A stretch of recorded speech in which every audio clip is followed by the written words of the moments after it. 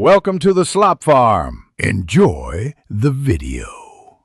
In this video, I will explain how to open a Tesla Model 3 Frunk manually. First, find the small, rectangular toe eye cover on the front bumper, usually on the passenger side. Gently pry it open with a non-marring tool. Behind this cover, you will see two small cables.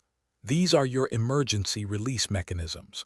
Pull both cables to release the frunk. Once the toe eye cover is off, you'll see two distinct cables.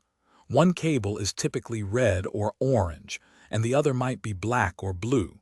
These are designed for manual release when the vehicle's power is off.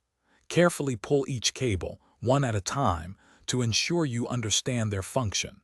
This step is crucial for a successful manual opening. To release the frunk, pull the first cable firmly.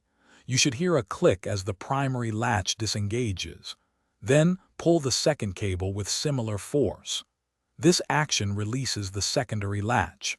After both cables are pulled, the frunk lid will pop up slightly, indicating it's no longer secured. You can then lift it fully. After both latches are released and the frunk pops open, you can fully lift the lid. Remember to properly resecure the emergency release cables back into their housing once you're done, ensuring they are not pinched or damaged. This helps maintain the vehicle's integrity and prevents future issues.